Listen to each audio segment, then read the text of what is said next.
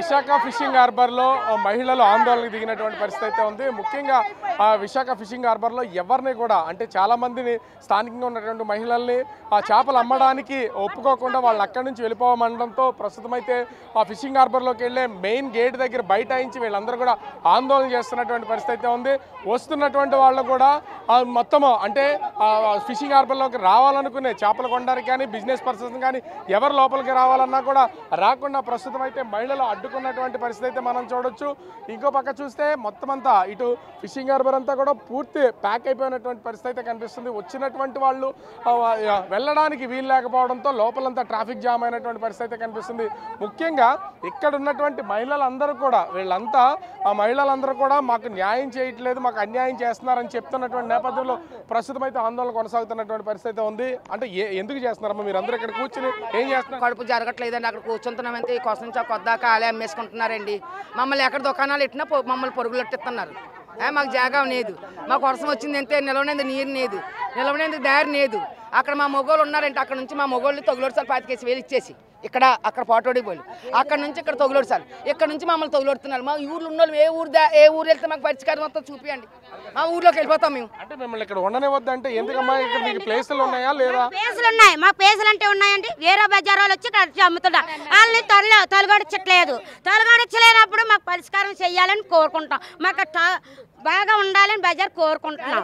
నలుగురు కాడుంటే మాకు బాగుంటుంది, పట్టించుకోవట్లేదు ఎవరును. మీకు ఈ సందులోకి వెళ్ళండి, ఆ దండిలోకి వెళ్ళండి అంత మా ఆడవాళ్ళం ఏమైపోవాలా? ఆర్డర్లు మావేమైపోవాలి? ఆడవాళ్ళమే రాత్రి 9 అయిపోతుంది, 1 గంట అయిపోతుంది. ఏ ఆడవాళ్ళమే నేర్చేయాలి. అది మేము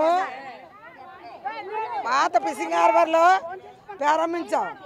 పాత ఫిషింగ్ హార్బర్లో ప్రారంభిస్తే మళ్ళీ ఇక్కడ కూడా ఫిషింగ్ హార్బర్ కట్టారు.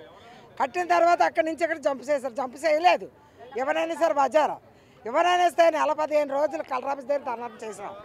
ధర్నా చేసి ఆ ధర్నా చేసిన తర్వాత కలెక్టర్ గారు నెల 14 రోజుల నుండి నెల 15వ రోజుకి ఆర్డర్ ఇచ్చాడు. మీరు పెట్టుకోండి అమ్మా, మీకు ఇచ్చాం ఛాన్స్ అని.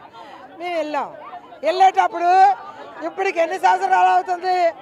కనీసం 38 సంవత్సరాలు అవుతుంది. కానీ ఇప్పుడు ఎందుకు మిమ్మల్ని ఇక్కడ అమ్మకుండా చేస్తున్నారమ్మా? ఇక్కడ ఎందుకు చేస్తున్నారు? ఇప్పుడు ఆ స్టోరీ వస్తుంది. ఇలాగొచ్చాము మేము, పిల్లలు చూసుకున్నాం, పెళ్ళిళ్ళు చూసాం, ఇల్లులు కట్టుకున్నాం, మొక్కలు కట్టుకున్నాం. ఇంత అన్నం కూడా 5 ఏళ్ళు తిన్నాం. ఇప్పుడు ఏం చేశారంటే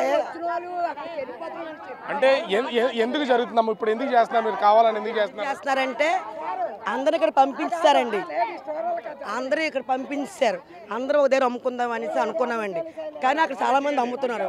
రమ్మంటే మీరు రాము, మీరు ఏం చేసుకుని అంటున్నారండి. ఎందుకు అధికారులు మిమ్మల్ని పట్టించుకోవట్లేదు? ఎవరికైనా చెప్పారా? మీరు చెప్పినా కూడా వినట్లేదా? మమ్మల్ని ఈ సందులోకి తోసేశారు. ఈ సందులో తోసేశారు. అవ్వులు రాకంటున్నారు ఇక్కడికి. ఈ ఆఫీస్ ఇచ్చారంటే మాకు ఈ ఆఫీసులోకి వెళ్ళామనుకో ఒక్కరి మీద ఉండలేము. ఆ ఆఫీసులోకి మాకు ఆ రోడ్డు బజారే మాకు కావాలా, మాకు ఆ రోడ్డు బజారే కావాలా.